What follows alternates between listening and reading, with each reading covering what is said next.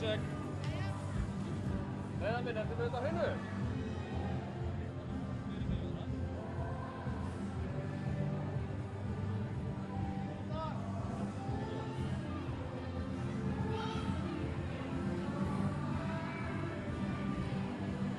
Gunni. Við erum okkar á móttu. Já, komið þið sæl aftur. Gunnar Baldursson, sviðsstjóri hérna, komdu bara og held í glösin, þetta er ekkert mál. Við erum velkomin aftur. Stjarnan bikarmeistari í kvennaflokki, annað árið í röð eftir svona býsna öruggan sigur svona undir lokin. Tóku þetta kannski á reynslunni móti reynslu minna liði að fá, en það er kallaleikurinn hérna framundan. Og það er kannski líka svona svipustaða upp á tenninu þar eins og í kvennaflokki. Grótta sem leikur í næststærstu deild í úrslitum á móti núverandi eða fráfarandi hugsanlega bikarmeisturum Vals. Hérna hjá mér Halldór Ingólfsson. Það þekkja þið sennilega flestir sem leikmann Hauka en það eru elstu menn sem að kannski muna það að þú ert Gróttumaður upphaflega. Já, það er orðin þó nokkuð langur tími. Mér minnir að það er skipt 91. Þannig það er á annan 20 ára sem er liðin síðan ég var í Gróttu. En það er svona einhvern veginn, ég veit það ekki, Grótta í hugum margra, félagið á sem er kannski miklu lengri sögu heldur en margir halda. Þetta er náttúrulega félag á Seltjarnarnesi, stofnaður 1967, handboltadeildin einhverjum fáum árum seinna. En í gegnum tíðina þá hafa rúllað í gegn alveg fullt af hörku flottum handboltamönnum sem hafa svo náð miklu lengra í handboltanum heldur en nokkuð tíman hérna heima. Já, og kannski stærsta dæmið það er Guðjón Valur sem kemur upprunalega á Gróttunni. En ég man það þegar ég var að alast upp og var að koma í meistaralokinni Gróttu, þá var Grótta í 3. deild. Þannig að þá voru 3 deildir og við unnum ykkur hægt og bíðandi upp í 1. deild og vorum kannski svona í lægri kantinum þar alltaf en vorum alltaf með ágætis liði svo sem. En undanfarið hefur kannski liðið ekki verið að sýna neitt mikið en er að koma sterkt upp aftur og stefnir hratt á úrvalsdeildina. Þetta lið sem þú kemur upp í meistaraflokkin, mann ég ekki rétt, Árni Indriðason var að þjálfa ykkur á einhverju tímabili og þarna voru margir unglingalandsliðsmenn á tímabili sem komu úr Gróttu. Jú, það voru bara nokkuð margir. Það var Árni Indriða og Gauti Gretarsson sem voru aðalþjálfarnir á þeim tíma og yngra starfið var mjög gott og hefur alltaf verið mjög gott í Gróttu og hefur átt marga unga góða leikmenn. Þeir eru nokkrir ansi hreint efnilegir sem ætla að fara að spila hérna á eftir og við höfum eftir að fara svona betur yfir það, ætlum að skoða hérna ýmislegt á eftir. Við eins og þar fórum núna í vikunni og hittum leikmenn og þjálfara á æfingum og við skulum fá að sjá hvernig var á æfingu hjá Valsmönnum og heyra svona hljóðið þeim fyrir 2 dögum. Kannski verður breyst í að við heyrum svo í þjálfurunum hérna á eftir. Þeir eru núverandi bikarmeistarar og hafa 7 sinnum unnið bikarinn. Þeir hljóta því að telja sigurstranglegir gegn 1. deildarliði Gróttu. En það er hlutverk Óskars Bjarna Óskarssonar, þjálfaraliðsins, að undirbúa sína menn rétt og koma í veg fyrir vanmat. Það er bikar á borðinu og í bikarnu getur allt gerst og þannig að mér hefur bara fundist að vera mjög gott að vinna með það í vikunni og vikan fyrir bikarúrslit er bara alltaf mjög skemmtileg. Þetta er verulega gaman að mæta þeim líka því að við mættum þeim í haust í æfingaferð og svo höfum við náttúrulega ekki séð þá mikið eða spila við þá. Þannig að það er svona, þarf að skoða ný kerfi og hvað þeir eru að spila og það gerir þetta líka skemmtilegt. 1. deildin, 4 efstu liðin, þau hafa styrkst frá því að þetta voru 12, frá því að þetta var 12. deild. Þannig að út af spenningum að komast upp og meiri í húi og annars líkt. Þannig að Gróttumenn er bara búin að spila mjög vel í vetur, sterka vörn og eru með reynda leikmenn. Þannig að það væri munur að þetta væri ekki sterkt lið, en þetta er sterkt lið. Þannig að við berum mikla virðingu fyrir þeim. Talsverð meiðsli hafa hrjáð Valsmenn að undanförnu og gamalreyndur kappi Dagur Sigurðsson, fyrrverandi landsliðsfyrirliði og núverandi landsliðsþjálfari Austurríkis var dreginn á flot. Hann segist vera bestur á æfingunum og skilur ekki tíminn að fá ekki að byrja og spila meir, þannig við sjáum hvað verður. Hann gefur okkur, hann er að hjálpa okkur að þjálfa líka og er hérna með séræfingar og gefur þessu svona reynslu, það er náttúrulega margt fram að færa. Sjáum til, það fer eftir hvað hann leggur inn á bankareikningi að þjálfa honum. Já, mér langar í hann leik. Ég er bara ekki viss að þjálfarinn sé á sama máli. Hvenær spilaði þú síðast bikarúrslitaleik? Já, þetta er góð spurning. Ég bara man það ekki, sko. Ég á 1 bikartítil, man ég. Ég man ekki eins og hvernig hann var en hérna, ég man ekki hvernig við töpuðum einu bikarúrslitaleik mjög sárt á móti Káa, þannig að í þeim rimmum öllum. Ég man ekki hvað árið það var. Það var einhvern tímann á síðustu öld. Það var einhvern tímann snemma á síðustu öld. Þetta mjög gaman. Leðum að fyrir að finna aðeins að skotkrafturinn svona að koma aftur og hérna, skrokkurinn svona aðeins með það, þá er þetta bara mjög gaman. Valsmenn eru vel staddir með þá Ólaf Gíslason og Pálmar Pétursson í markinu, en oft er sagt að titlar vinnist á markvörslu. Já, ég held að það sé alveg rétt. Við erum vonandi eftir að spila stóran hluti í þessu leik og hérna, ég vonandi eftir að gera það verkum að við vinnum. Við erum alltaf undirbúum okkur sérstaklega vel undir svona leiki, þannig að með þessum undirbúningi ætti að koma fleiri varðir boltar heldur en venjulega. Þú þekki nú einn eða tvo af þessum strákum þarna í Gróttunni? Já, bæði Ægir og Atli. Ég held að við vorum að tellja þetta við Atli í gær. Ég held að við séum búin að spila handbolta saman í 14 ár og það er að 5 í meistaraflokki, þannig að við þekkjumst mjög vel. Það er spurning hver vinnur. Ekki margt sem kemur á óvart þar, bara á báða bóga? Nei, við erum ekki held ég að finna upp neitt nýtt hjól, sko. Það er alveg hreinu. Silfurverðlaunamaðurinn Sigfús Sigurðsson hefur átt við meiðslega stríða, en hann segist verða klár í slaginn. Já, sjálfsögðu. Dúkurinn, höllin, bikarúrslit, sjálfsögðu. Ekkert annað. Það þarf svolítið mikið til að missa á svoleiðis leik. Já, sjálfsögðu. Það var ekki nema eitthvað stórkostlegt var að. Það var búin að högga mann í löppina eða eitthvað. Þá verðum við kannski í pásu. En þetta eru bikarúrslit, þá er maður alltaf með. Hvenær spilaðirðu fyrsta bikarúrslitaleikiðinn? Ég held að, mér minnir að það hafi verið á móti Selfossi tímabilið 92-93. Ég er ekki alveg klára, ég held að það hafi verið þá samt. Svona upp úr miðri í síðustu öld? Já, í rauninni, þetta var svona, já, sumir hérna voru kannski, já, ennþá í barnaskóla eða leikskóla þegar ég var að gera þetta. Og hérna, ég held að það hafi verið fyrst úrslitaleikur á dags líka. Þannig að við erum hérna ungu strákanir með litlu krökkunum. Þarna sáum við tvær keppur úr valsliðinu, ég held að meðalaldurinn þeirra á milli sé ykkur hvað, 35-6 ára eða svoleiðis.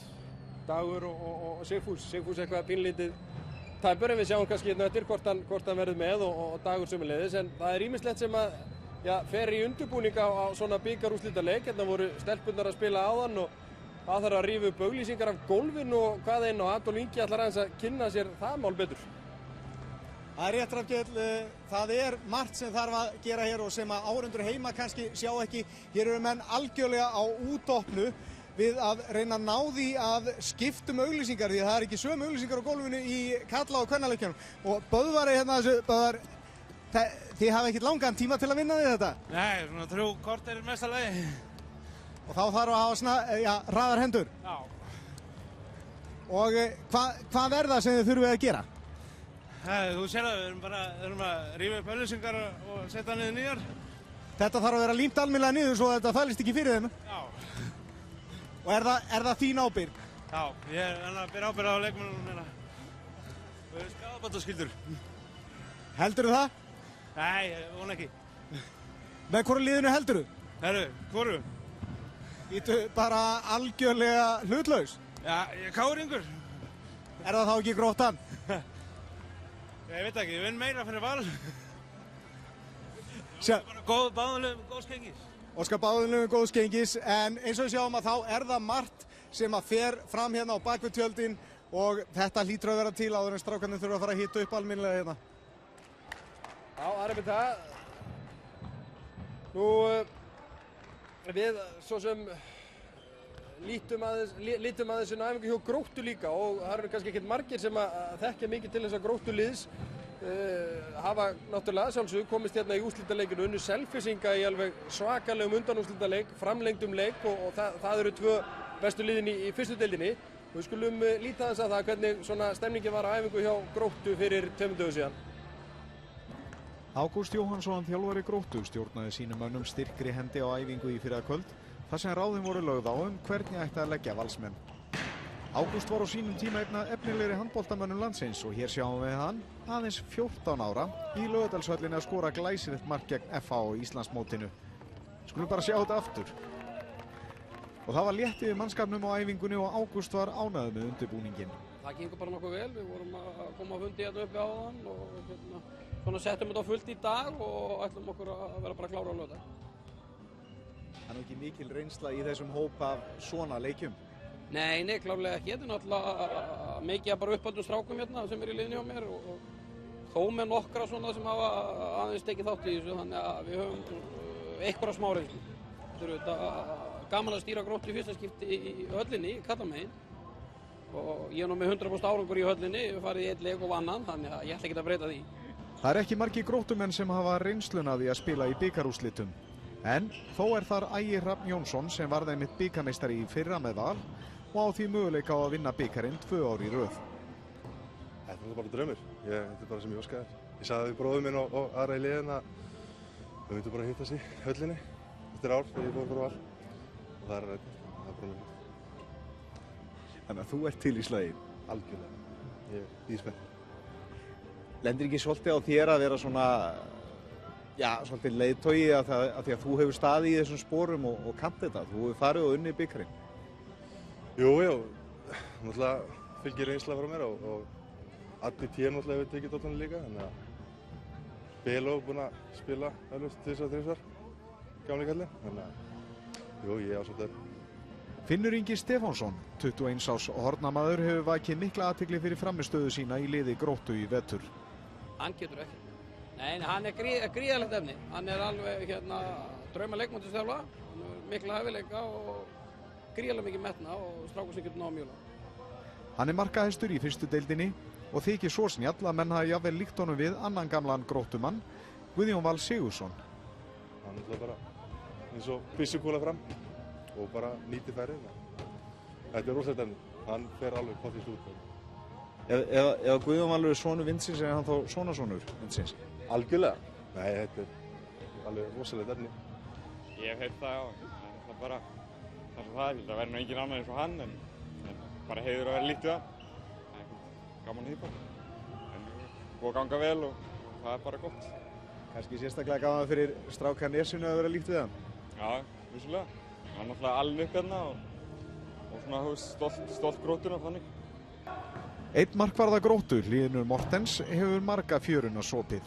Þetta verður ekki fyrsti úrslitaleikur hans í bikarnum, þó hann hafi enn ekki leikið mínútu í bikarúrslitaleik. Loksins að fá að spila í höllinni í einhverju hlutverki. Maður er einu sinni mettar áður og sitja á bekknum allan tíma. Hvenær var það? 96 hefur maður rétt, með Víking á móti KA. Töpum við þennig. Og þú sast bara á bekknum allan tíman og horfir á? Já, Reynir Þór, vinur minn, var ekkert að leiða mér að fara inn á. Var það kannski þess vegna sem þið töpuðu? Ég vil meina það. Ég kom okkur þangað í höllina í undanúrslitum. Mótið fram, verið á víti, en svo fekk maður enga séns þar. Þannig að þú ert búinn að bíða svolítið lengi eftir þessum leik? Já, ég er búinn að bíða eftir að fá einhvern möguleika að vinna einhvern titil, svo við getum bara að hætta þessu. Þannig að ég gerir allt til þess að vinna hann titil. Það verður spennandi að sjá hvernig þetta verður allt hérna eftir. Halldór, það er að segja það alltaf allir bikarúrslitaleikur, stærsti leikur tímabilsins. Þetta er engin klísja, er það? Þetta er svona pínlítið stærra og meira heldur en svona þó jafnvel úrslitaleikur svona undir lok tímabils. Já, þetta er náttúrulega, það er yfir svona vikan í þetta. Þetta er mikill svona eftirvænting eftir leiknum og vera hérna á bikardegi að spila bikarúrslitaleik er náttúrulega bara frábær upplifun og að sigra svona leik er alveg frábært og kannski jafn leiðilegt að tapa en þetta er upplifun út af þessu. Hvað ert þú búinn að fara í marga bikarúrslitaleiki? Manstu það svona bara? Já, ég hef farið í 4 úrslitaleiki og náði að vinna 3 sinnum. Já, fyrsti leikurinn var hvað, 97 móti KA. Já. Þegar Alfred Gísla var með sitt flotta lið hérna, Batta og fleiri. Og við vorum kannski svona undirliðið þá og tókust með glæsi frábæra árangur að vinna þann leik og það var bara frábær upplifun. Hvernig heldur þú þá ef þú setur þig í sömu spor og þú varst í þá að Gróttuleikmönnunum líði núna? Þeir eru að fara í sinn fyrsta bikarúrslitaleik hérna, vel flestir félagið náttúrulega í fyrsta skipti. Hvað eru menna, hvernig eru þeir að gíra sig inn í leikin? Þeir eru náttúrulega, þetta er ungt lið og ekki mikla reynslu á svona bikarúrslitaleik. Þannig að ég held að sé mjög mikilvægt fyrir þá að koma hérna til þess að hafa gaman, skemmta sér, hafa góðan dag og reyna að gleyma stressinu og öllu því sem er í kringum þetta Þetta eins og ég segi, búin að vera mikil tími í þetta, þeir eru örugglega búin að hugsa mikið um þetta. En þetta á bara að vera bónus fyrir þá. Þeir eru að koma upp í úrvalsdeildina vonandi og að komast í bikarúrslitaleiki núna er stór bónus og bara nota reynsluna til framtíðar. Það er náttúrulega mikil saga þessara bikarúrslitaleikja. Þeir hafa verið fjölmargir hérna á fjölum Laugardalsvallarins. Það er reyndar ekki fjalir lengur, það er komin þessi fíni dúkur. En eins og segi, löng saga bikarúrslitaleikja hérna í Laugardalshöllinni og það er sérstaklega kannski minnisstæður leikur frá árinu 1988 þegar Breiðablik var í úrslitum á móti Val. Þá var Valur bikarmeistari í fyrsta sinn í 14 ár. Þá hafði urðu Valsmenn bikarmeistari 1974 og síðan í þessum leik á móti Breiðabliki 1988. Og þeir voru að fara í gegnum svona gamla bikarúrslitaleikja þá stakk í augun glæsileg leikmynd sem var á bakvið hvað ég var að segja, jaxlinn Bjarna Fel sem að lýsti leiknum. Hann kom óvenjulega oft í mynd líka og grafíkin var svona barn síns tíma. Það hefur mikið breyst bæði náttúrulega í handboltanum sem og þessum útsendingum sem hafa verið frá bikarúrslitaleikjunum. Við skulum aðeins líta á þetta frá 1988.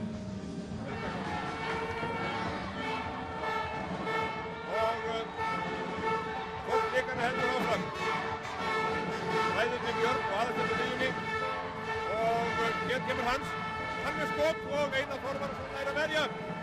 Einar Þorvarðarson búinn að standa sig mjög vel í liði Vals. Það var útafskot strax upphafi þessa leiks. Nú er ég næsta viss það að Hermann Gunnarsson ánægður með frammistöðu sinna manna. Vals kjartaði Hermann sennilega bara eftir á hraðar, eða ekki rétt henni.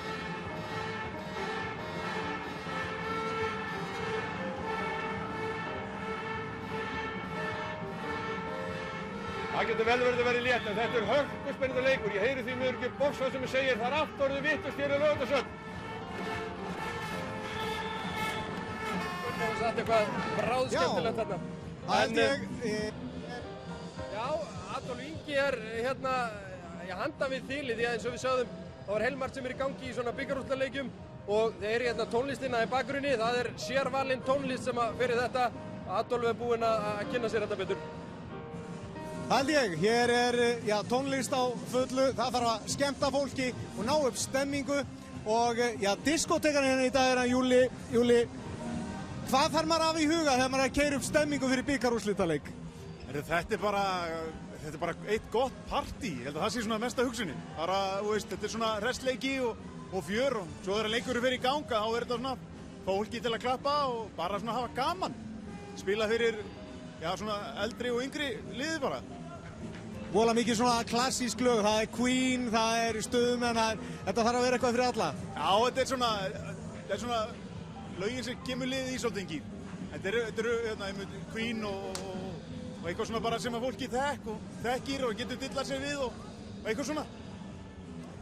Hvað með hljóðstyrkin? Nú finnst sumum spila rosalega hátt og svona, en það þarf svolítið til að koma grúfinu í gang, er það ekki? Jó, það þarf svona aðeins. Maður reynir eins og svona, fólk er að koma sér fyrir og spilum við ekki voðalega hátt, en svo þegar leikurinn fer í gang og stutt í leika, þá hækkum við aðeins og svona reynum að pumpa liðið aðeins í gang, það veitir ekkert að því.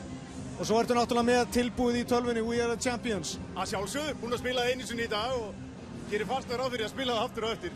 Getur ekki klikkað. Það er svona mikla líkur á því allavega. Það er alveg mjög mikla líkur því að Queen verður spilið hérna eftir. Svo kannski pínum að sé að taka eitt lag með sálinni, taka Sódóma kannski, en Queen kemur bóttið. Er það ekki svolítið hlutdrægt? Ég meina, Stebbi er svo rosalegu valsari. Já, og svo náttúrulega valslagi líka, hann syngur það. En ég ætla ekki til að spila það. Ertu með það? Já, ég er með það. Við tökum það kannski ef þeim gengur eitthvað ofsalega vel. Þá kannski tekum maður valslagið, pínis í það. En það er fleira tónlistatengt hér því að Jónas Þórir sem er nú, hirð tónskáld og hirð hljóðfæraleikari Spaugstofunnar, það væri það að syngja með þér, og taka hérna Elton John. Nei, ég held ekki í dag. En þú ætlar að spila hér undir Ó Guðs lands. Já, það verður núna á eftir, sungið af einum æðislegum hetjutenor sem þú þekkir. Þú veist hvað hann heitir, það ekki? Já, býtu ykkur. Páll Gissurason. Nú, sonur Gissura Sigurðssonar, gamla vinnufélaga míns, hvorki meira en minna. Og eru þið búin að æfa þetta? Nei, það verður æft á eftir. En við treystum því að hann næri þessu alveg? Við gerum þetta örugglega æðislega flott. Jóhanna Guðrún söng hérna áðan. 1:30. Þetta var rosalega flott hjá henni. Það er flott hjá henni. Æðislega flott. Þetta nú svolítið sem við höfum svona séð meira með bandaríska þjóðsöngin, en er ekki svolítið gaman að þessu? Jú, þetta er það. Það held ég. Þetta verður örugglega æðislegt. Æðislegt líka á eftir. Og þú spilar svona, maður sér það að þú tekur svona í lokin, þá spilar þetta svolítið hægt og gefur þeim færi á að þenja sig. Það verður stemning, þetta er stemningsatriði. Skapa það. Það er aðalatriði. Er það ekki? Ég held það, þakka þér fyrir. Og þá aftur yfir til þín, Hrafnkell. Já, takk fyrir það. Við vorum að ræða hérna áðan með svona lið sem er í fyrsta skipti í bikarúrslitum. F-fáingar voru hérna í kvennaflokki í fyrsta skipti hans í langan tíma, síðan 92 minni mig sem F-fáingar voru. Við sáum það í bikarúrslitunum í körfubolta daginn, þar sem voru tvö lið sem flestir spekingar og held ég bara allir sögðu topplið í deildinni á að taka hitt. Sá leikur kenndi okkur margt það að þegar út á golfið er komið hérna í bikarúrslitaleika þá er bara allt eða ekkert í þessar 60 mínútur og hugsanlega blúsum í framlengingu og þú farð algjörlega frítt borð til að sanna þig hérna á golfinu. Já, það hefur svo sem oft gerst að lið úr neðri deildum hafa unnið bikarinn. Það hefur gerst í Danmörku, Noregi og fleiri stöðum. Þannig að því ekki hér. Gott dæmi með FH í fyrra, þeir komið úr fyrstu deildinni og eru komin í toppbaráttunni í úrvalsdeildinni. Þannig að það er ekki hægt að afskrifa Gróttu strax, en þeir eru á brattan að sækja. Þú ert, á þínum ferli, hvað hættur og oft og hvað byrjar þú svo oft aftur? Þú ert endalega hættur núna, eða hvað? Ég hætti nú bara í vor og hef aldrei hætt áður í sjálfum sér, en ég veit það ekki, ég ekki segja neitt um það. Hvernig er að kúpla sig svona út úr þessu, þú hlýtur að fylgjast ennþá með þessu alveg á fullu? Jó, ég kíki öðru hvoru á æfingar og fæ að vera með og er að reyna svona að halda mér í formi og svaka gaman að koma á æfingar og ef ég fæ tilfinningu til að byrja aftur þá getur vel verið að maður komi á æfingar með. Það er ennþá töfrar í tám og fingrum eða? Já, það er bara meðan maður hefur gaman að þessu, þá er fínt og líka minn heill, þá getur allt gerst. Hvernig líst á strákunum á það sem fá gamla kallinn inn á æfingar og hann er ennþá að kannski fíbla það af og til? Já, ég held að þeir hafa bara gaman að því. Þeir hafa líka gaman að því að berja það saman í og ég hef gaman að láta þá finna fyrir mér og ég held að allir hafa bara gott að því. Við vorum að tala það hérna áðan líka í valsliðinu. Óskar Bjarni, hann er að draga Dag Sigurðsson pínlítið á flot hérna núna og hvað er hann í þá 4 störfum? Það er landslíksþjálfari Austurríkis, framkvæmdastjóri Vals, verðandi þjálfari Füchse Berlín og farin að vinna þar og núna leikmaður Vals. Sigfús Sigurðsson, eitt svona sem náttúrulega er enn í fullu fjöri en pínlítið meiddur. Hvað geta menn haldið lengi áfram? Já, Bjarki Sif var að spila hérna daginn. Hann var 42 ára. Þannig að menn geta bara spilað meðan hafa getu og vilja í það. Þetta sé ekki takmark fyrir því. Heldurðu að menn að fá að sjá Dag hérna spila á eftir? Ég skildist Óskar að hann yrði svona til taks hérna fyrir aftan bekkinn en heldurðu að við höfum vonað að fá að sjá hann spila? Það er aldrei að vita, Hann var nú að spila móti Haukum hérna daginn, þannig að það er aldrei að vita. Það kom svolítið óvart að sjá hann allt í fullu fjöri, maður held að vera löngu hættur. Já, hann er náttúrulega frábær einstaklingur og getur rifið liðið með sér, það er ekki spurning. Við vorum að ræða hérna áðan þennan bikarúrslitaleik frá 1988 þar sem að Valsmenn unnu bikarinn í fyrsta skipti í 14 ár og þar voru nú engar smá kanónur í þessu Valsliði og reyndar var Breiðabliksliðið sem spilaði á móti þeim alveg feikilega vel skipað. Kristján Halldórsson sem er nú fræðslustjóri Handknattleikssambandsins, hann var þarna línumaður og Geir Hallsteinsson var þjálfari og sjáum hérna svipmyndir úr þessu.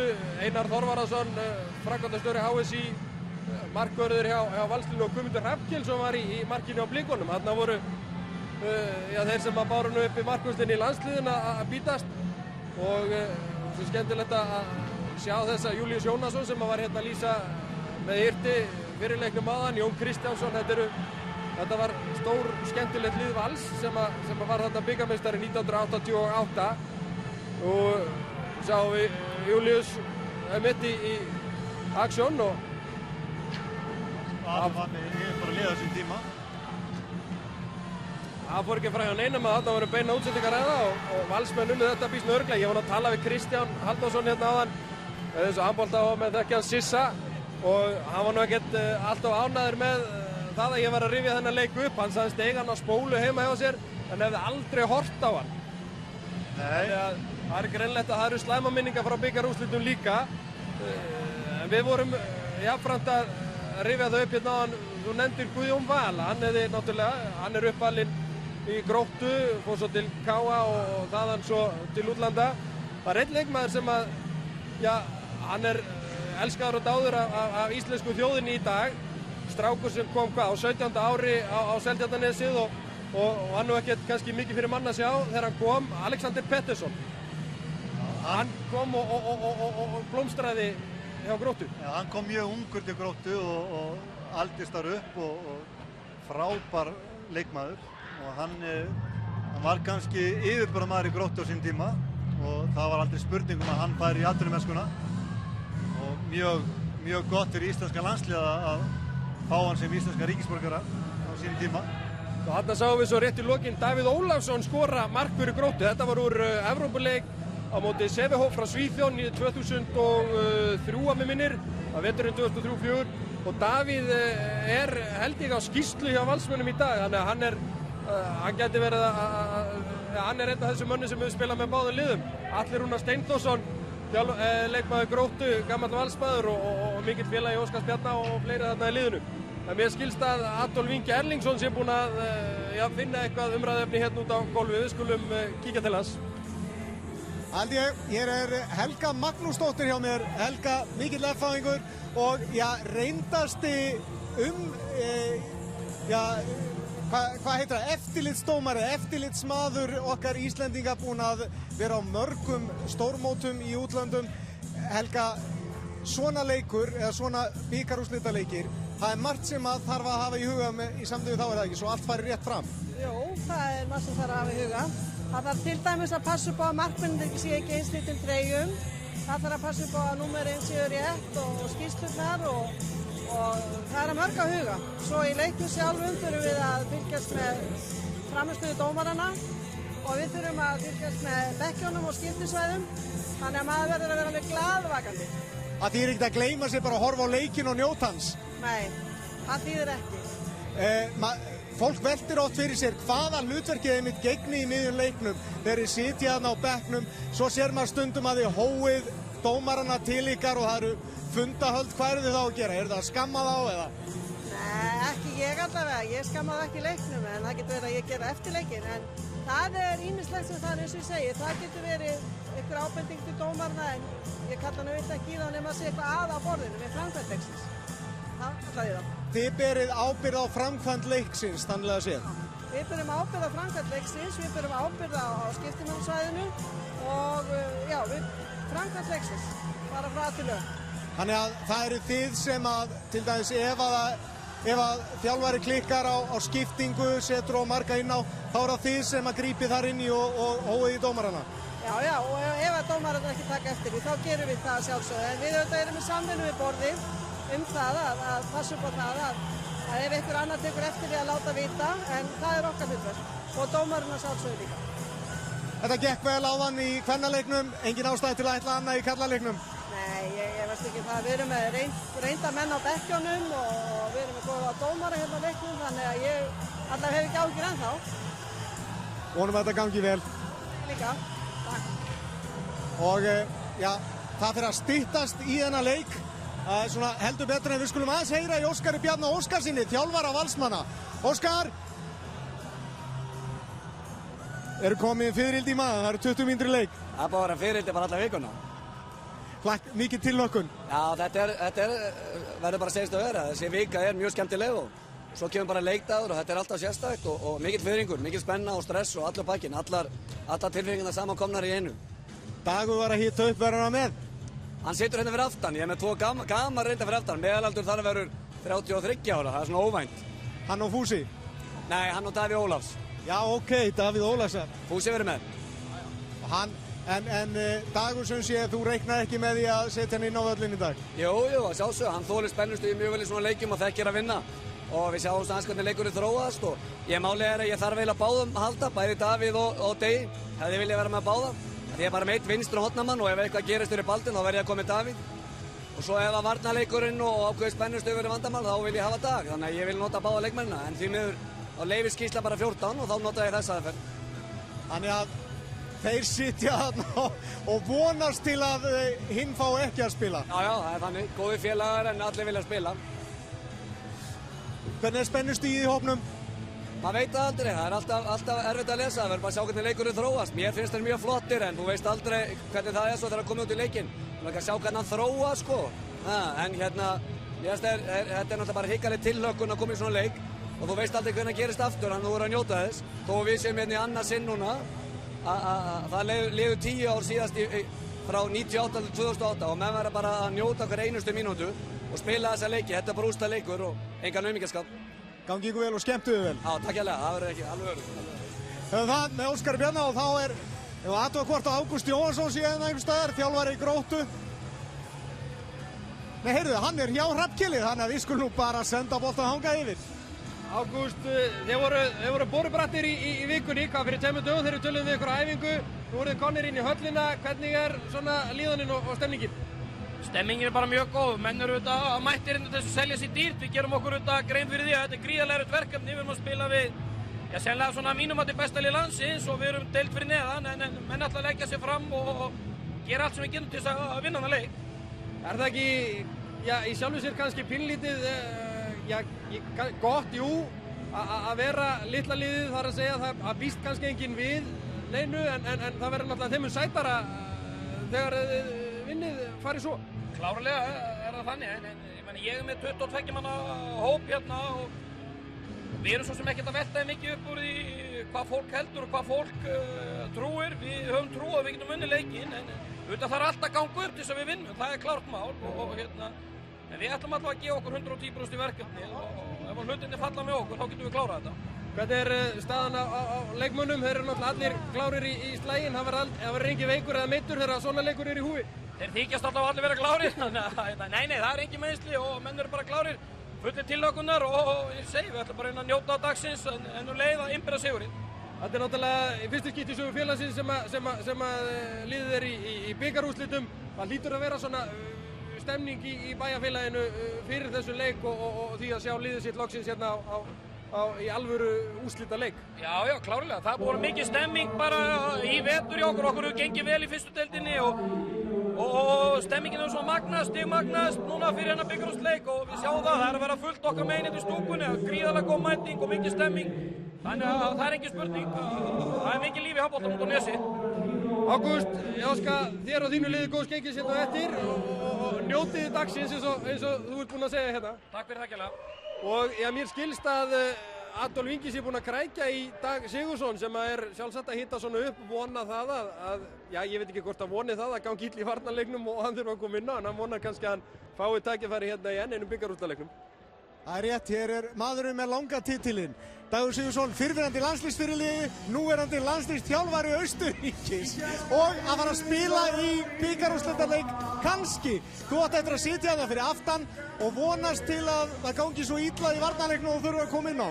Já, ég vona náttúrulega bara að gangi vel og það þurfi ekki að koma til þess.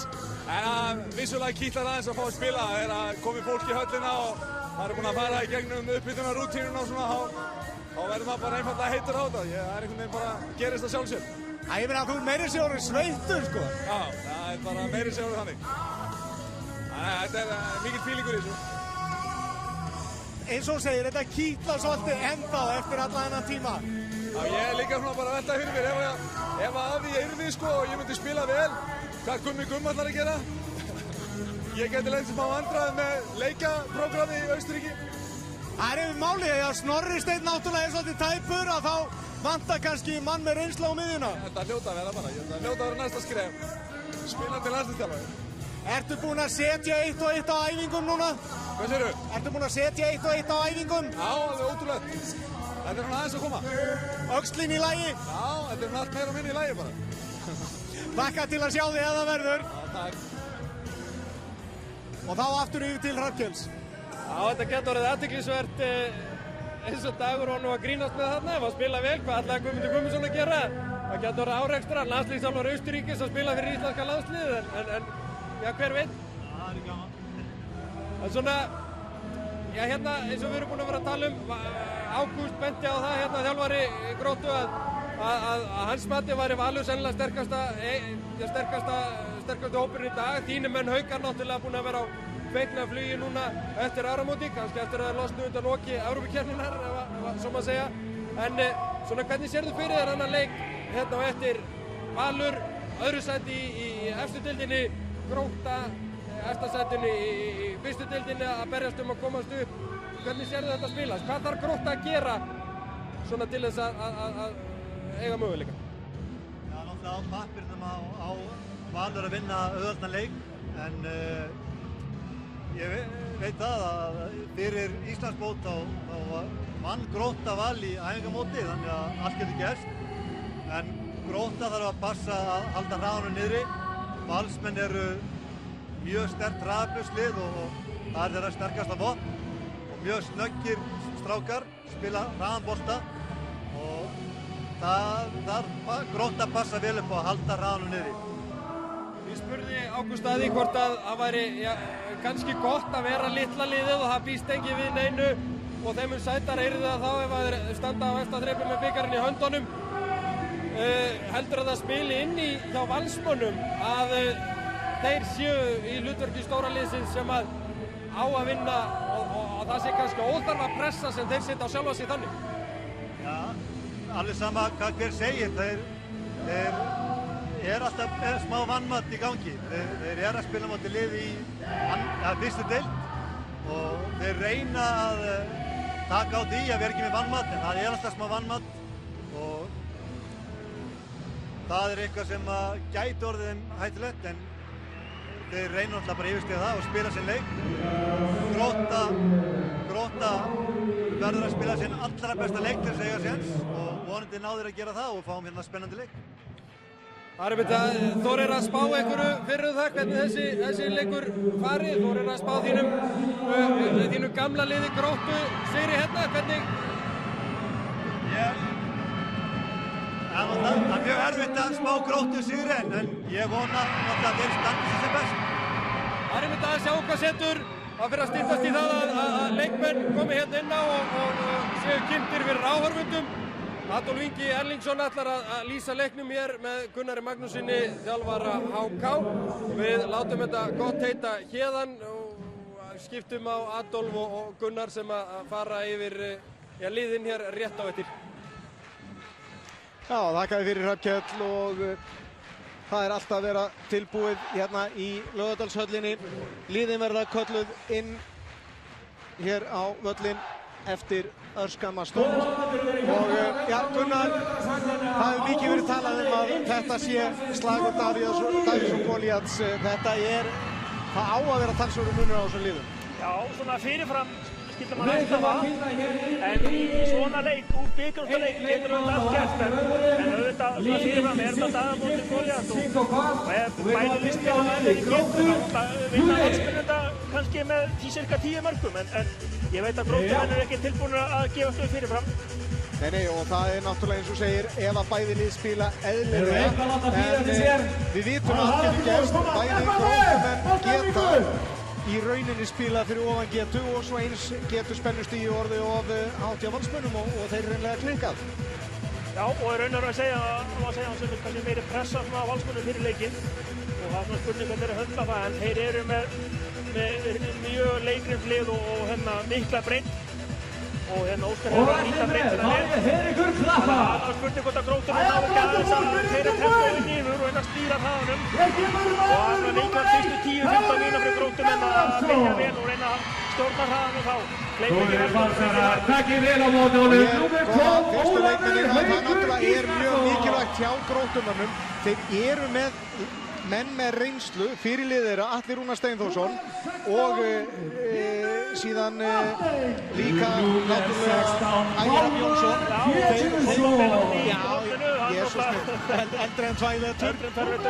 En við erum þarna með 2 menn sem urðu bikarmeistarar með Val í fyrra og hafa þessa reynslu. Svo er líka Arnar Freyr Tegundarsson, hann er drjúgur leikmaður og leikreyndur. Þetta er svona þessi 4 póstar hjá þeim sem er náttúrulega mikilvægur og þeir þurfa að draga vagninn. Og svo náttúrulega markvörðurinn Hlynur Mortens sem er ekki alveg frá því í gær. Nei, þeir eru með 4 leikmennaleikmenn sem þurfa að draga vagninn og svo eru þeir með hann, þetta er svona skemmtileg blanda af ungum og eldri leikmönnum og þeir þurfa að mæði mikið á þessu reyndu að draga hinn áfram. Svo er leikmaður sem ég hlakka mikið til að sjá hérna í dag, Finnur Ingi Stefánsson, númer 4 hjá Gróttu. Já, hann hefur að spila frábærlega í vetur og það verður svolítið forvitnilegt að sjá hvernig það verður hérna á stóra sviðinu. Nú erum við að spila móti topplið í Úrvalsdeildinni. Það er byggandi sem segja þessi svolítið að maður er að vera í neðri deildinni. Það er virkilega forvitnilegt að sjá hann hérna í dag. Nú er hann að fara að spila með stórstrákum. Nákvæmlega og hann er búinn að spila þetta sjá frábærlega og ég er spenntur að sjá hvernig maður sem líkt við Guðjón Valur Sigurðsson að lítur að vera eitthvað í hans spunnið. Já, og hann hefur spilað með yngri landsliðunum og þetta er svona strákur sem að sé fyrir sér fara í atvinnumennskunni í framtíðina. Og þarna er nú aldrei sér reynslubolti á ferðinni. Dagur Sigurðsson að skokka þarna inn á. Gunnar Harðarsson þarna inn á. Já, og Valsmenn eru með feikilega breytt. Þeir eru með 2-3 góða menn í hverri stöðu. Við sjáum að Ingvar Línumar er sterkari í leikbann í dag en í staðan eru með Sigfús Sigurðsson, Hús og Hjartar á línni. Þeir eru með Orðafinn sem er með Rösknar og Gunnar Harðarsson er með 3-4 sterka línumenn. Þeir eru með endalegt af mönnum andan fyrir utan, þeir hafa rosalega breytt Valsmenn. En þeir hafa ekki mikla hæð. Nei, þeir eru svona flestir svipaði leiknum má segja og ég reikna nú með að Gróttu með spili flata 6-0 vörn á móti þeim og reyna að treysta þá líka á Hlynur Mortens að hann finnir sig henni í dag. Og það er enn verið að kynna hér leikmenn til söguna. Við höfum nú eftir að renna yfir leikmannalistan eftir smá stund. En það er fín stemning hérna í höllinni og stúkan nánast þéttsetin. Þannig að hann má búast við miklu fjöri hérna meðan að leikna stendur. Já, með mætinguna og síðan ekki vera margir að ferðast á Nesi akkurat núna. Allt Nesi bara mætti í höllina, frábær mætinga fyrir þetta stór dagur hjá þeim. Þetta er fyrsta skipt sem að Grótta fyrir í úrslit og þetta er stór dagur á Gróttamönnum í dag. Heldur betur. Og ég hef nú að Seltirninga afsökunar í upphafskynningu hér á útsendingu okkar í dag. Þá held ég að við sagt selfisingar í staðin fyrir Seltirningar. Þannig að þetta er að sjálfsögðu Grótta sem að vann Selfoss í undanúrslitum sem er komið hingað. Það var hörkuleikur sem fór í framlengingu og þar sýndu Gróttumenn mikinn karakter. Já, nákvæmlega. En sjáum það að dómararnir eru komin hér fram á gólfið og eru að kynna þá. Þeir eru í dag Ingvar Guðjónsson og Jónas Elíasson og eftirlitsdómari eða eftirlitsmaður er síðan Helga Magnúsdóttir sem við spjöllum við áðan. Og Ingvar Guðjónsson og Jónas Elíasson gefið gott að.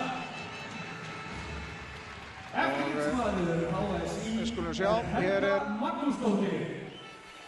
já, það er að kynna hér Helgu Magnúsdóttur og þá er Einar Þorvarðarsson hér tilbúinn til að ganga fram á gólfið því að það á að afhenda Gunnlaugi Þór Pálssyni, útsendingarstjóra okkar hjá sjónvarpinu Blómvönd. Gunnlaugur er að láta af störfum hér hjá sjónvarpinu eftir 23 ára starf sem pródúsent eða útsendingarstjóri í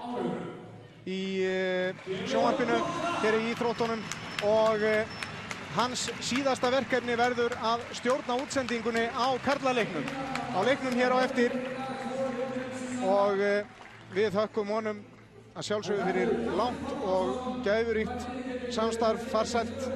Hann var yfir pródúsent eða útsendingarstjóri á heimsmeistaramótinu sem haldið var hér 1995 og hefur starfað á fjölmörgum stórmótum og meðal annars fyrir Evrópusamband sjónvarpsstöðva á einum fernum Ólympíuleikum og líkur sem sé glæsilegum starfsferli hjá Ríkissjónvarpinu með því að stjórna þessum leik.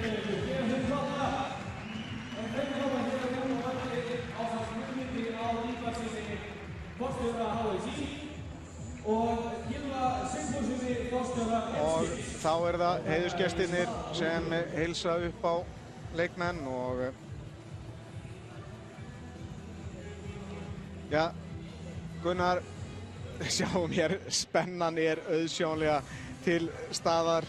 Atli Rúnar Steinarsson fyrirliðinn þarna og fyrrverandi valsari og ja, eitt besti vinur hans náttúrulega markvörður valsmanna Ólafur Gíslason, þannig að bræður munu berjast. Já, það tölur tengingin á milli þessara félaga. Þorsteinn þjálfari Gróttu og búinn að þjálfa lengi í Val og gerði kvennaliðið hana að bikarmeisturunum. Og svo Ægir Hrafn Jónsson og hann í Gróttu og bróður hans Guðni liðstjóri hjá Valsmönnum. Ef við sáum hann í miðri stúkunni þá einmitt elsti bróður Guðmundur Arnar Jónsson, gamla markmann, hann tvískiptri ból. Að Gróttu öðrum en á Valu hinnum og við síðan fjölskyldan verið hann í tvískiptum ból. Já, það rétt, þau sitja þarna fjölskyldan í tvískiptum bólum hér beint á mót okkur og gaman að sjá það einmitt. Þetta það rétt hjá þér, þetta Guðmundur Arnar Jónsson, fyrrverandi markvörður.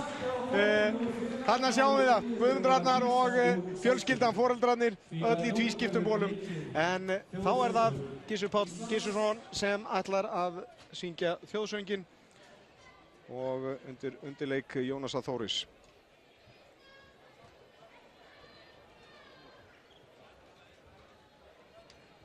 Og til þess að syngja þjóðsöng Íslands okkur hér Gissur Páll Gissursson en undirleikinn hinn landsþekkti Jónas Þóris.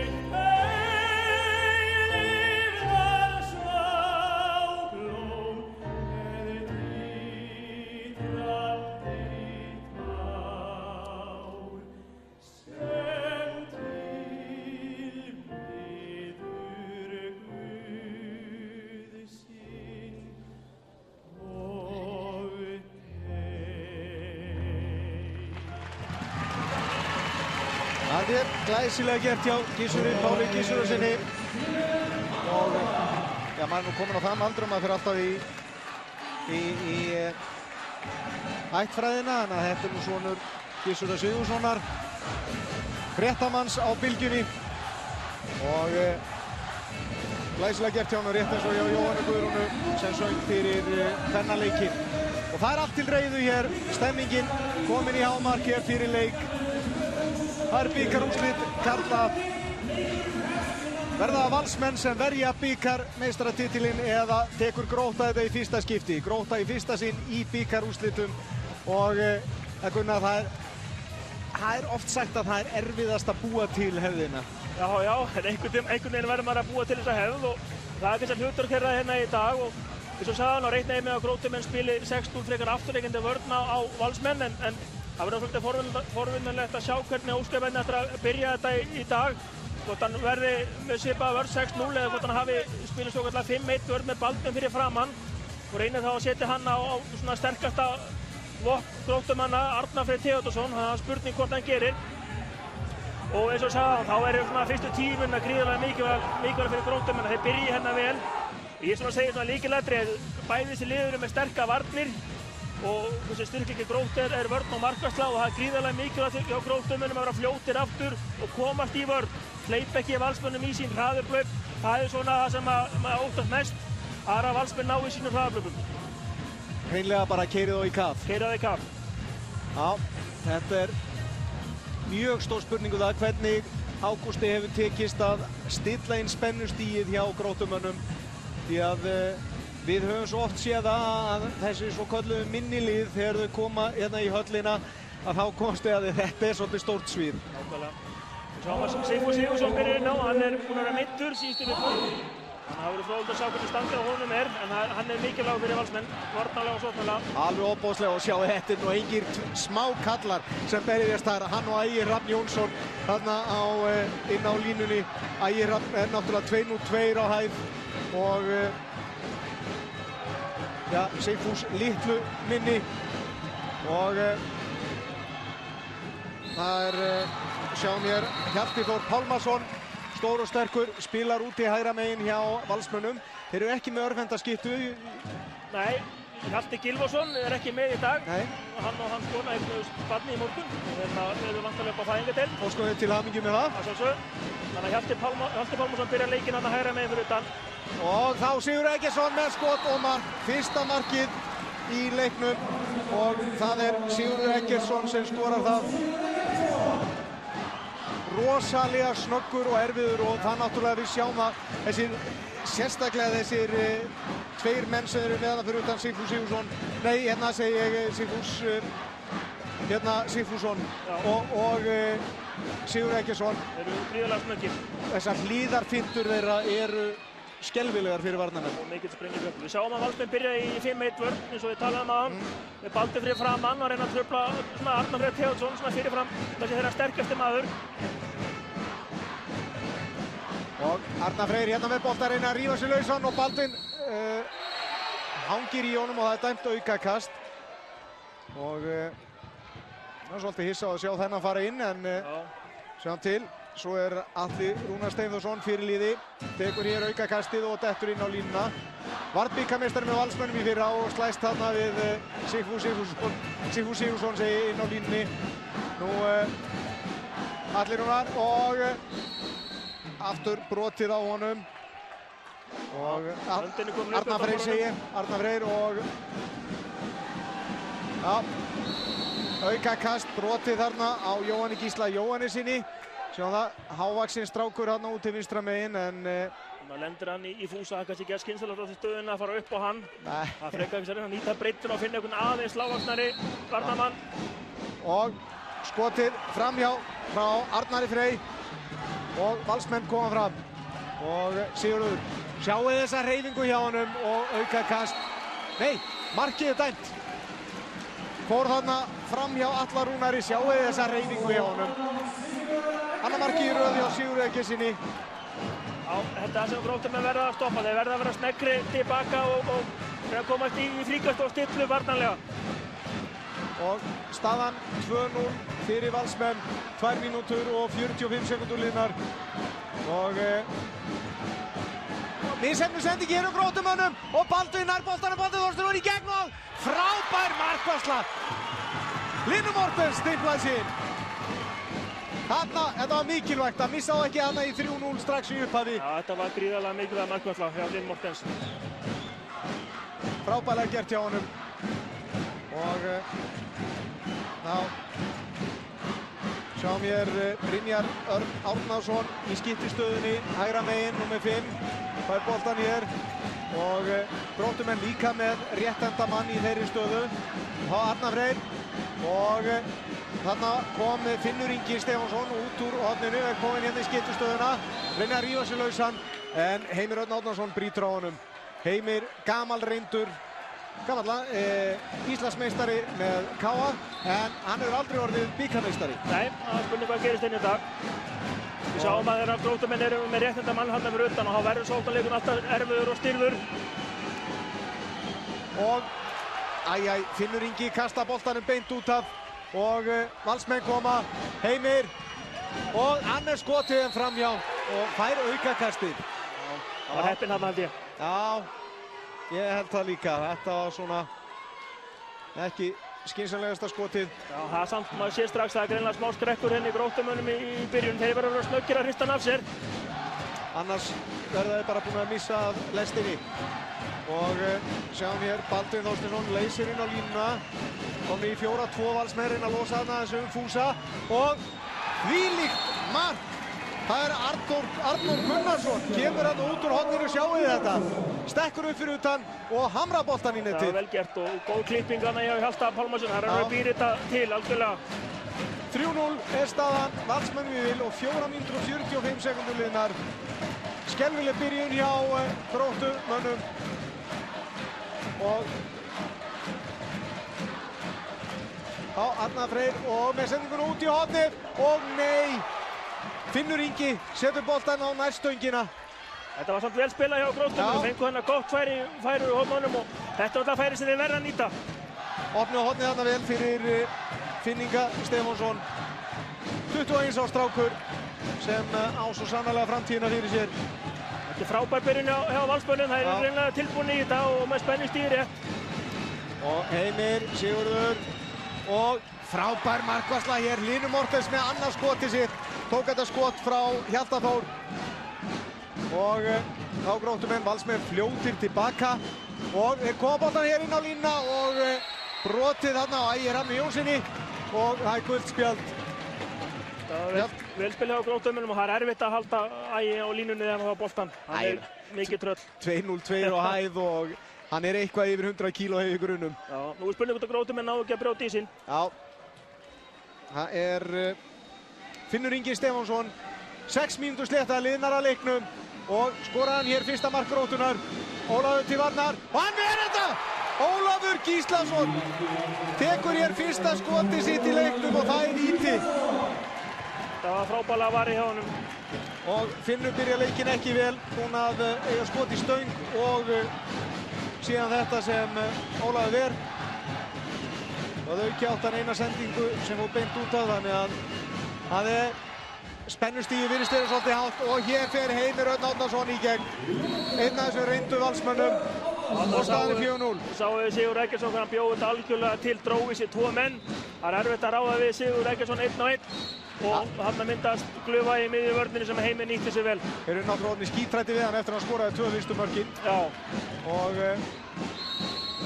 hér Arnar Freyr en brotið á honum, aukakast. Og þetta ætlar að vera mjög erfið fæðing hjá Gróttumönnum. Akkurat það sem maður var svolítið hræddur um. Já, við sáum Brynjar Örn og Jóhann Gísli í skittunum. Þeir verða að vera hérna kaldari að koma í árásir. Og það er náttúrulega þeir verða bara að taka á skarið.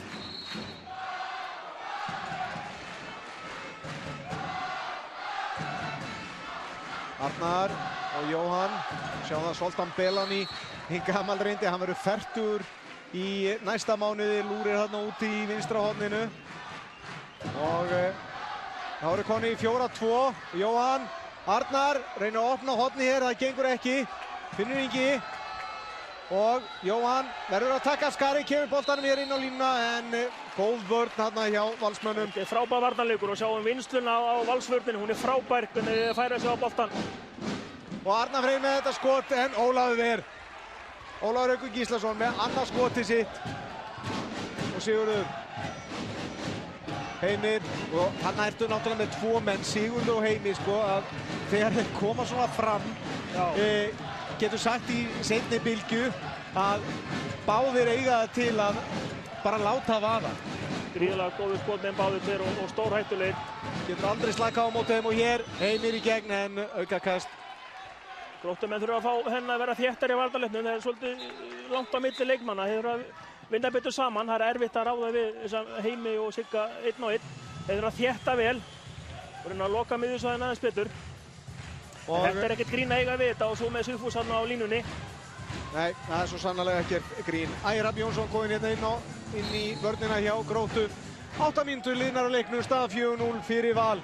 Gríðarlega erfið byrjun hér hjá Gróttumönnum og Heimir, sjáðu, losnaði Fúsa þarna inn á línunni en þeir náðu ekki að sjá það. Og Sigfús kemur út til að taka aukakastið. Og Baldvin leysir inn á línuna og Sigurður Eggertsson með 3. markið sitt. 5-0 og ja, Gróttumenn eru nánast bara eins og dádýri sem stendur og horfir á bílljósin koma. Sigurður fer hreinlega á kostum hérna í byrjun, skorar 3 mörk og raunir leggja upp eitt annað, þannig að hann fer hérna hreinlega á kostum í sókninni. Og Ágúst Jónsson tekur hér leikli skiljanlega. Hann verður að koma einhverju skikki á leiksinamanna. Já, Gróttumenn finnst mér bara að vera að rægir sérstaklega sóknarlega. Rægir að koma í árásir, Jóhann og Brynjarður, þeir þurfa að vera veist kaldari að koma í árásir og ráðast á vörnunum að búa eitthvað til. Og hérna, það er kannski smá skrekkur í þeim, en þeir þurfa að rífa þetta af sér. Svo varnarlega þá þurfa að vera þéttari, þeir þurfa að vera með meiri vinslu. Þetta er erfitt að ráða við þessa menn, þarna fyrir utan. Og ja, við biðjumst afsökunar á því að ekki skuli vera staða í leiknum og klukka úti hjá okkur, en það er bilun í tölvubúnaði sem að veldur því. Þannig að við miður erum ekki með það og ég verð bara að reyna að vera duglegur að segja ykkur stöðuna og tíman. Núna eru 8 mínútur og 40 sekundur liðnar af leiknum og staðan 5-0 fyrir Val og Gróttumenn, þeir verða að fara að komast í gang ef þeir ætla sér ekki bara að leggjast með fætur upp í loft og bara gefast upp, því að missa Valsmenn 5-0 frá sér í byrjun, það er náttúrulega eins skelfileg byrjun og hægt er að hugsa sér. Já, við sáum Arnar Freyr Theóðsson komið út í hérna vinstra megin og Baldur fylgir honum. Og þarna reyndu þeir að koma boltanum inn á línu, Davíð Örn Hlöðversson reyndi að koma honum hann inn á línu, það gekk ekki. Og Heimir upp með skot og markaði 6-0. Heimir Örn Árnason með annað markið sitt.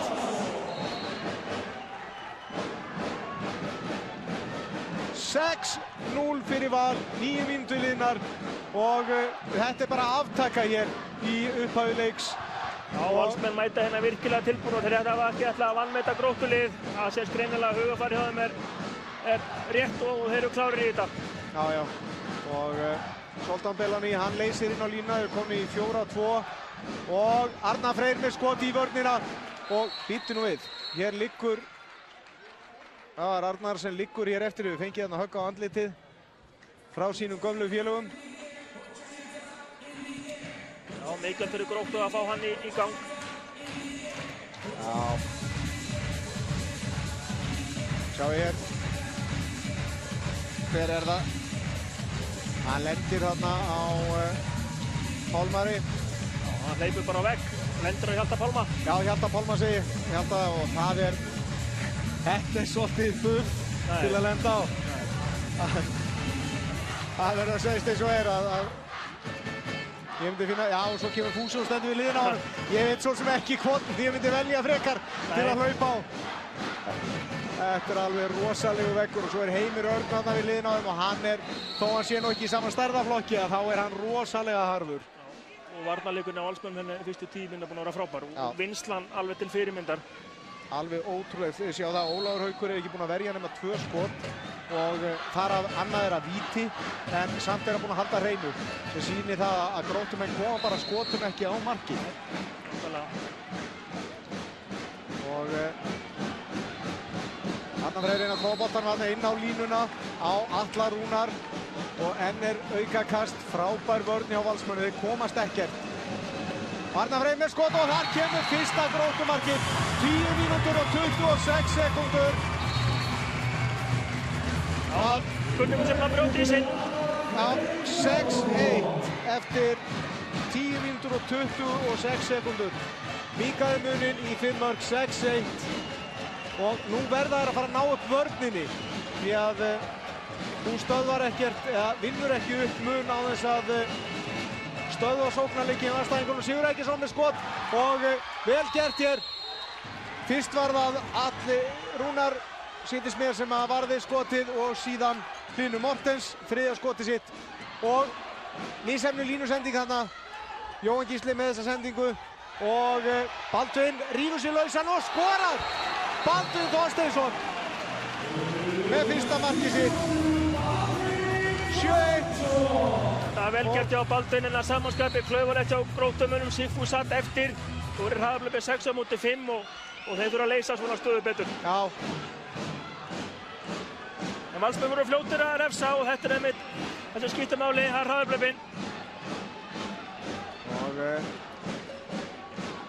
Gróttumenn reyna hér að finna eitthvað svar. Nú Finnur Ingi kominn út í hornið aftur og Jóhann Gísli kominn í skiptustöðuna þarna vinstra megin og á miðjunni hjá þeim Davíð Örn Böðursson og þá kemur Arnar Freyr og hann skorar aftur. Annar markið hans og annar mark Gróttu. Vel spilað á Gróttumönnum, náðu hann að losa Arnar Freyr og hann nýtti þetta vel. En sjáu þið, Valsmenn eru fljótir fram. Gróttumenn verða að hafa sig alla við til að komast í vörnina og Valsmenn stilla hér upp og Sigurður með eitt skotið en frábær markvarsla hjá Hlyn. Sigurður náði frákastinu sjálfur. 4. skotið sem Hlynur ver. Já.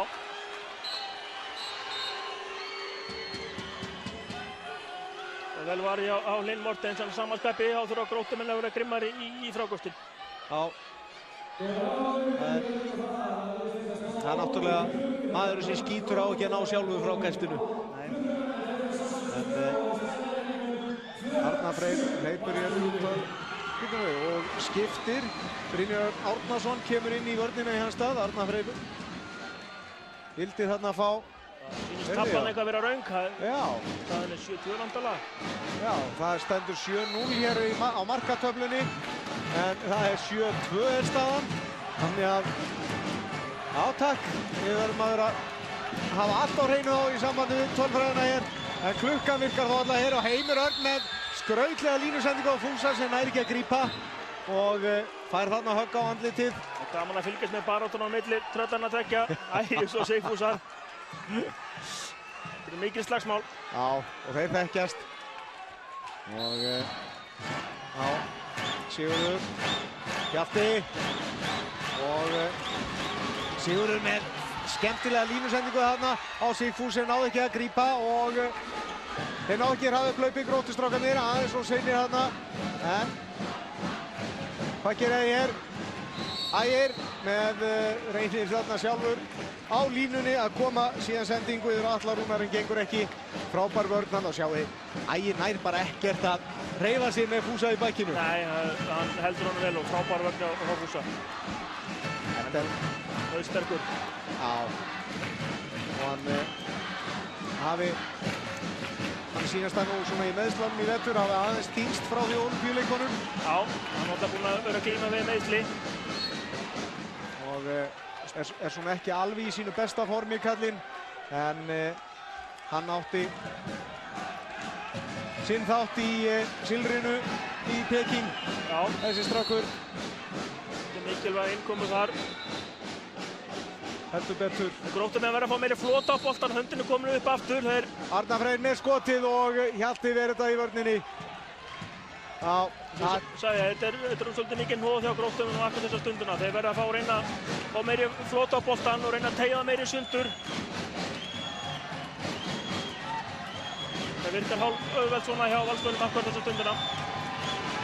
Og sjá það núna er Sigfús kominn hérna inn á miðjuna til að stjórna leiknum og þá lenda þeir nú í martröðinni. Varnarmenn Gróttunar lenda maður á móti manni með ýmist Sigur Eggertsson eða Sigfús Sigfússon. Já, þeir þurfa að vera þéttir hann á miðjunni. Sigfús í gegn og hann skorar. Alltaf auðvelt. Þeir verða að vera virkilega þéttir hérna með Sigga og Sigfús hérna lið við lið. Það þurfa að vinna þetta saman. Það er svona blásan á miðri vörðinu, þeir nýta sér vel auðveldlega. Staðan 8-2 fyrir Val og fyrir hálfleikur hálfnaður. Það er náttúrulega rosalegt fyrir Gróttuna að skora ekki nema 2 mörk hér á fyrstu 15 mínútunum. Og Arnar Freyr reynir að koma boltanum út í hornið og Sigfús með ágæta vörn hana. Sigfús Páll það að segja. Og Davíð öfn á miðinni, Jóhann, Davíð og lendir hann í Sigfús í sig og það er aukakast. En þá gengur boltinn frekar illa hjá Gróttumönnum. Og Zoltán Belóni reynir að komast hér. Og höndin er vandalega að koma upp aftur. Já, þar kemur höndin upp og Beló leysir inn á línuna. Þetta er vandræðilegt hjá Arnar Freyr og Fúsi ver þetta skot í innkast. Þetta er rosalegur varnarveggur sem þeir lenda á Gróttumenn hér. Og þetta skot er framhjá frá Davíð Erni. Þeir bara sjá alla á markið. Og þetta skot í stöngina frá Arnóri Gunnarsinni. Og Arnar Freyr. Og þetta er framhjá. Þetta er allt og mikill munur hér. 8-2, 6 marka munur. Og Valsmenn, já, það er ekki hægt að segja að það hefur verið skrekkur í þeim í upphafi og því síður núna. Nú líður þeim vel. Frábær byrjun hjá þeim og sá með Elvar er kominn inn á hérna númer 15. Sigur Eggertsson fær smá hvíld. Elvar hætti við að fara upp en það gerir Hjalti og þetta var fast. Hjalti Þór Pálmarsson með fyrsta markið sitt. 9-2. 9-2 er staðan og 16,5 mínúta liðin. Já, við sáum breytina sem Valsmenn hafa. Sigur Eggertsson búinn að spila virkilega vel hérna fyrstu mínútur og hann fær nú hvíld og það er ekki verri maður sem kemur inn á. Elvar Friðriksson, frábær skytta. Þannig að Valsmenn hafa gríðarlega breytt. Og hér misefnusending inn á línuna hjá Gróttunni, búið að dæma aukakast og sáum að Sigfús Sigurðsson fær líka hvíld. Gunnar Haraldsson leysir hann á hólmi. Spurning hvort að Gróttumenn ná eitthvað að nýta sér þetta. Þeir sjá þá markið betur kannski. Og hér sjáum við að tölfræðin er komin í lag hjá okkur. Vonandi helst nú þannig, þannig að við sjáum hér bæði stöðuna og tíman. En hér er dæmt víti á Valsmenn. Ólafur með frábæra markvörslu. En já, tók hann með andlitinu. Fín línusending hérna. Og Hjalti og Baldvin taka þarna hressilega á alla Rúnari. Já, vel gert á hann. Og það er Finnur Ingi aftur á vítalínuna. Ólafur varði frá honum áðan. Hvað gerir Finnur núna?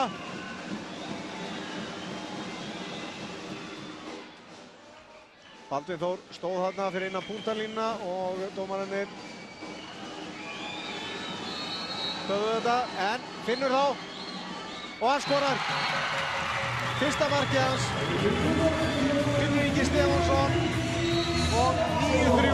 Já, mikilvægt fyrir Gróttumenn að fá þennan strák í gang.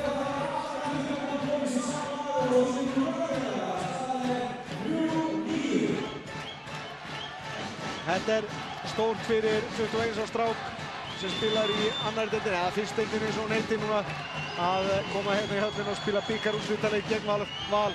Og Valsmenn skora laglega gert hjá hann. Orri Freyr Gíslason kominn inn á hér á línuna. 10-3. Já, við sáum að Gróttumenn er komin í meiri framleikandi vörn og þeir nýttu þetta vel. Fínt leikkerfi og gott mark hjá Orra. Gengur nánast allt upp hjá þeim. Og Ægir fær tveggja minna Bróttusson. 2 mínútur fyrir þetta og Gróttumenn einum færri. ekki eins og mættu við því og þá kemur Brynjar Örn Árnason inn á númer 5 hjá Gróttunni hægra megin og Zoltan Bellani. Holla menni hjá Gróttu hafa ekki sést mikið hérna í dag. Nei. Og Arnar Freyr, jæja, Zoltan inn og hann, nei, þetta myndi skora þarna Bello. Skemmtileg tækni hjá honum kallinum, en náði ekki og Sigfús með skot. En Hlynur Mortens tekur 5. skotið sitt. Annar bikarleikurinn sem Hlynur Mortens spilar, eða réttar sagt, annar leikurinn sem hann með í. Já. Því að hann kom ekkert inn á í fyrir leiknum.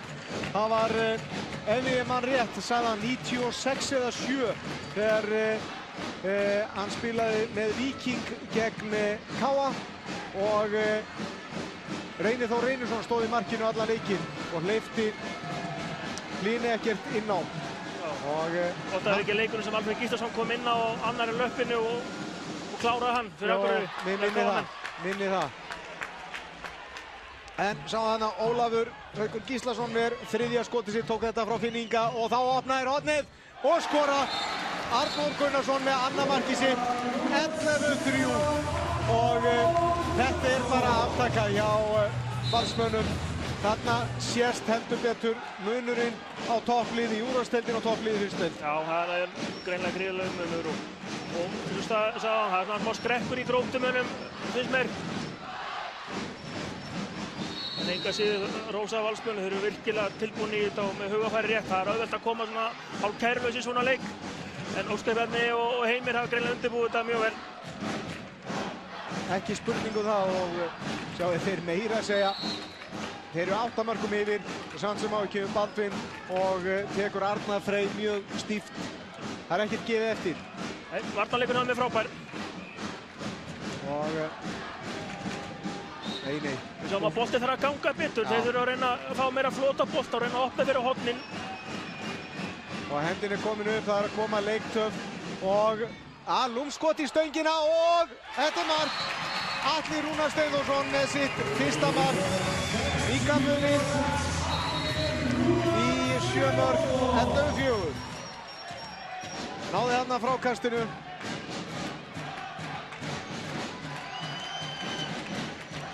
Og þá Elvar Freyrisson í skiptstöðunni hér, Sigfús á miðjunni.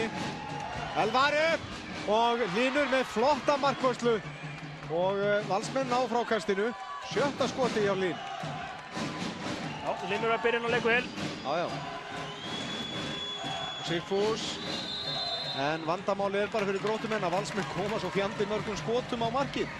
Já, þetta var góð vörn á Gróttumönnum. Já. Gekk hún loksins upp og þeir vinna boltan. Og 2 skiptingar hjá þeim. Og inn á koma Sverrir Pálmason kominn inn á. Já. Finnur kemur í skiptustöðuna.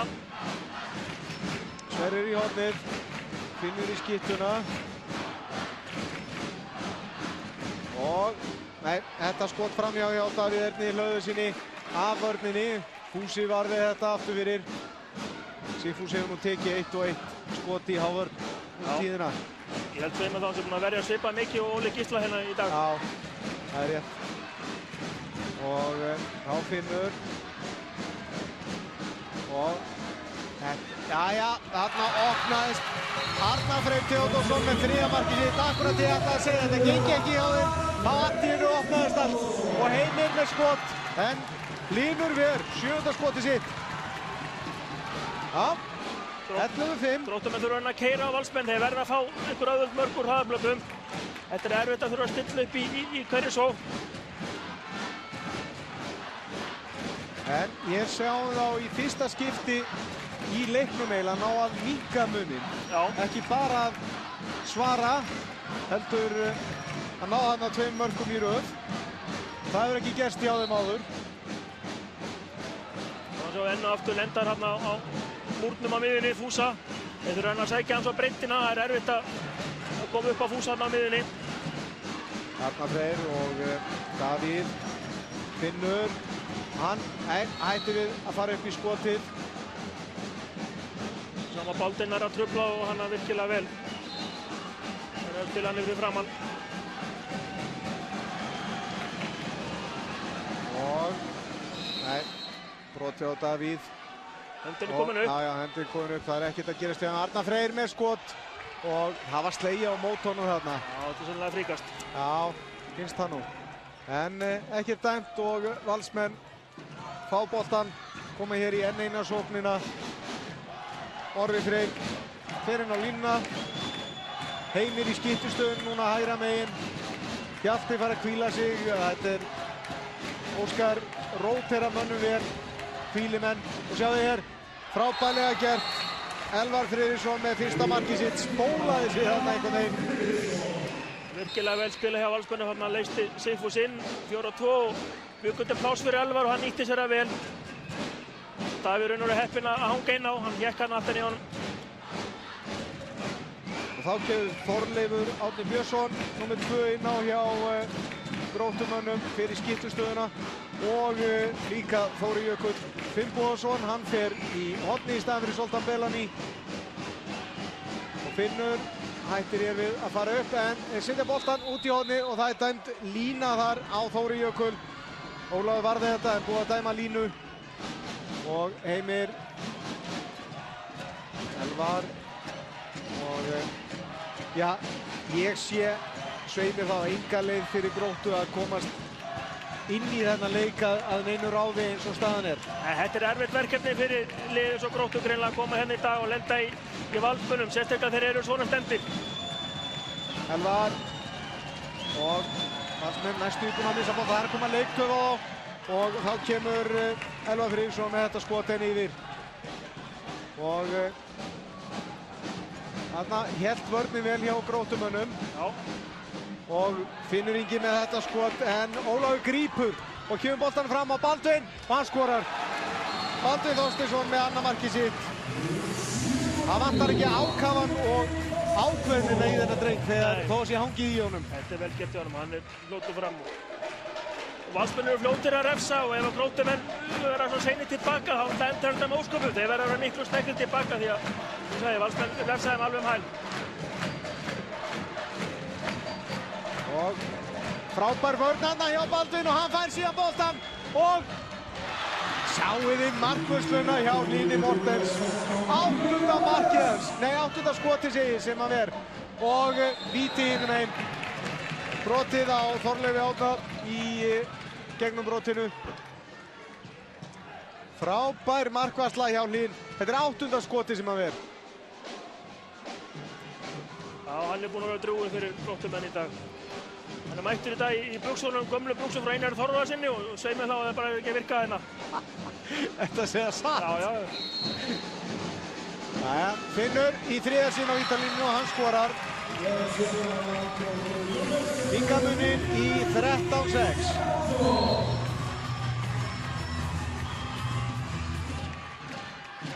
Finnur Ingi Stefánsson með annað markið sitt bæði úr vítum og ekki höfum við enn séð Gróttumenn á að nýta sér hraðans í hraðuplaupi.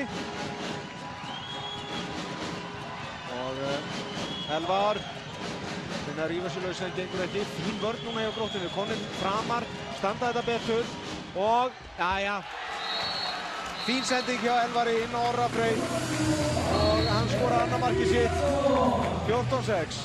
Sóknarleikurinn er vel spilar hjá Valsmönnum, hann er gett boltinn vel á milli manna og þeir nýttust þetta vel. Bíða eftir færinu. Bíða eftir færinu og eru klókir, skynsamir. En ég set svolítið spurninguna við hvort að þeir ættu ekki þegar Gróttan kemur svona framalega að vera með Sigurð og Sigfús þarna fyrir utan. Þeir náttúrulega eru svo baneitraðir að þeir fá pláss. En hér Finnur Ingi Stefánsson með þriðja markið sitt, fyrsta markið sem kemur ekki úr víti. Laglega gert. 14-7. Sigfús og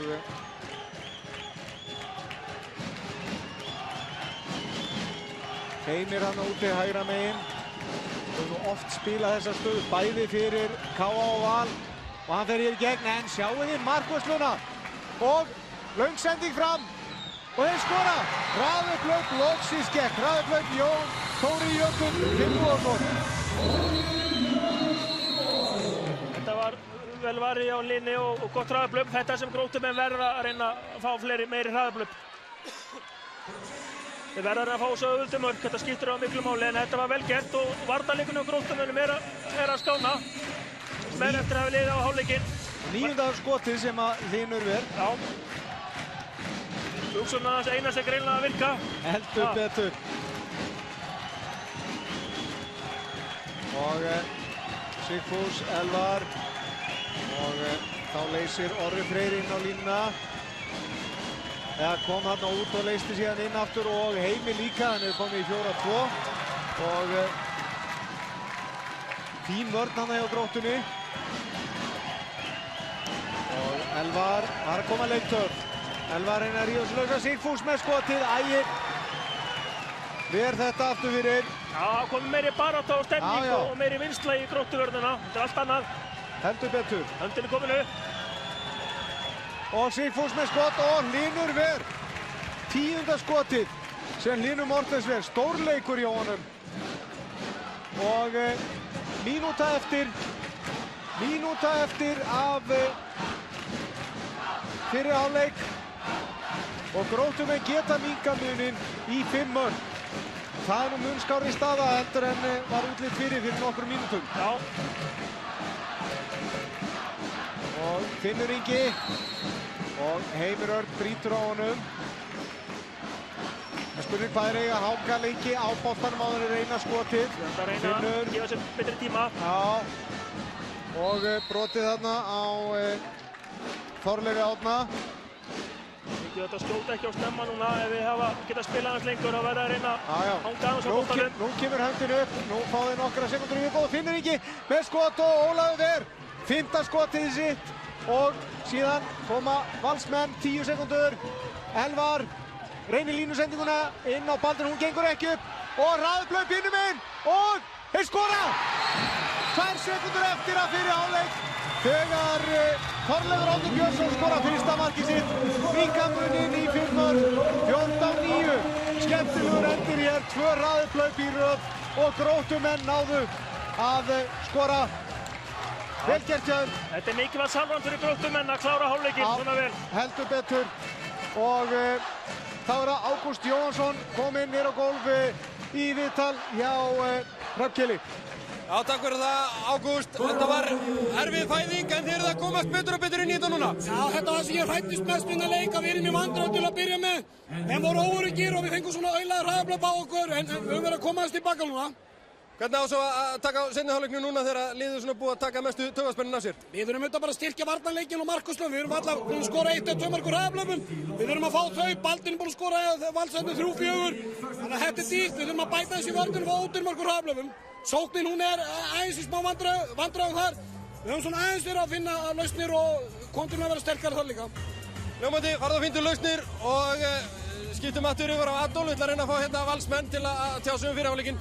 Nú ef við lítum aðeins yfir tölfræðina þá er Hlynur Mortens búinn að eiga stórleik í Gróttumarkinu, skoraði, búinn að verja 10 skot en markahæstur er Arnar Freyr Theodórsson með 3 mörk og Finnur reynda líka 3-2 úr vítum og síðan sjáum við hér, 10 skot varinn og hjá Val að þar er markahæstur Sigurður Eggjesson með 3 mörk en Orri, Arnór og Baldvin og Heimir búinn að skora 2 mörk hver en Ólafur Haukur Gíslason búinn að verja í ein 7 skot en þá held ég að við tökum okkur smá hlé hérna í Laugardalshöll og hleypum táknmálsfréttum af.